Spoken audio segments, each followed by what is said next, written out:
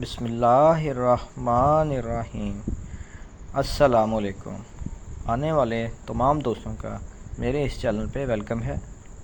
یعقوب کر چکی ثابت ہجر بنائی چھین لیتا ہے۔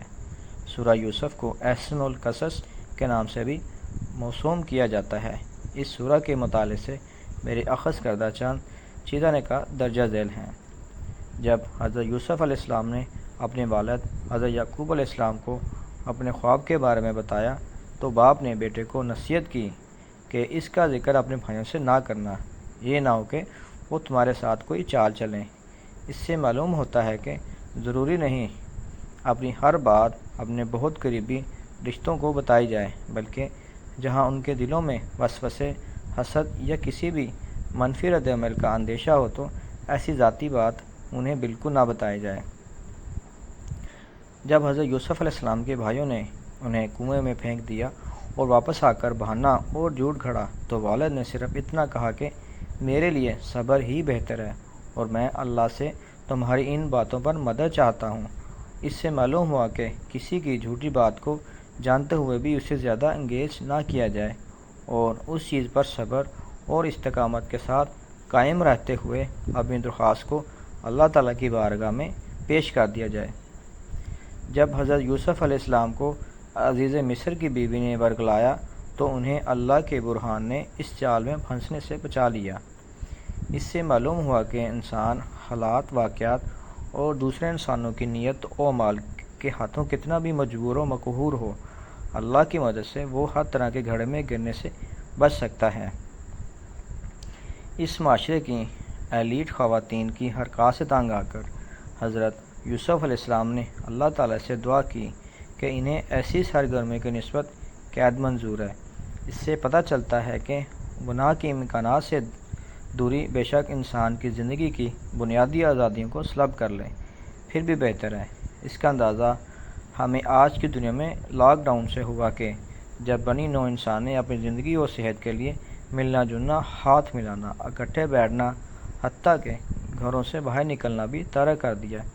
اہم سبق یہ ہے کہ ویلیوز یا اقدار وہ چیزیں ہوا کرتی ہیں جنہیں ہم ویلیویبل یا قیمتی گردانتے ہیں۔ حضرت یوسف علیہ السلام کے لیے ان کی عزت و عصمت ہر چیز سے زیادہ قیمتی تھی، اس لیے انہوں نے قید میں رہنا پسند کر لیا۔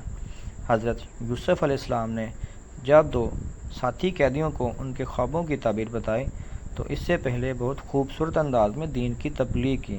اس سے پتہ چلتا ہے کہ دین کی بات کرنے کا موقع، محل، وقت اور طریقہ مخاطب کی شخصیت، حالات اور حاجات کو سامنے رکھ کر کیا جائے۔ ہم میں سے ہر شخص کسی نہ کسی درجے میں حاجت مند ہے، اس کی کوئی نہ کوئی ضرورت ہے۔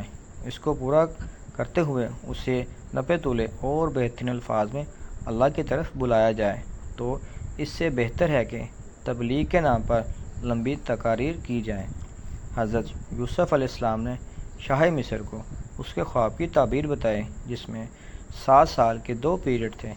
7 سال کا پہلا حصہ خوشحالی جبکہ دوسرا دور قحط پر محیط تھا، جس کے بعد ایک سال کی اچھے دنوں کی پیشن گوئی پر مشتمل تھا۔ اس سے معلوم ہوا کہ ڈرائی سائیکل اور ویٹ سائیکل، نیز قحط اور خوشحالی اور مستقبل کی تیاری ایسی چیزیں ہیں جن پر حکومت وقت کو کام کرنا چاہیے تاکہ آنے والے دنوں کی منصوبہ بندی بہتر انداز میں ہو سکے۔ انفرادی طور پر بھی 7 سال کے دور کی منصوبہ بندی کی جائے اور تیاری پرزور طریقے سے کی جائے تو برے دن بھی بہتر انداز میں گزر سکے۔ رہائی کے بعد حضرت یوسف علیہ السلام کا ایک قول بہت معنی خیز ہے، جس کا مفہوم یہ ہے کہ جو خیانت کرتے ہیں اللہ تعالیٰ ان کی تدابیر کو کامیابی کی راہ پر نہیں لگاتا۔ یہ دیانتدار زندگی کا ایک اہم اصول ہے اور اللہ کی رضا و کامیابی کا ذریعہ ہے۔ اس سورہ سے ایک بہت اہم سبق تقدیر کے بارے میں بھی حاصل ہوتا ہے۔ اس قصے کے آغاز سے انجام تک تمام پہلو حضرت یعقوب علیہ السلام کی نظر میں تھے۔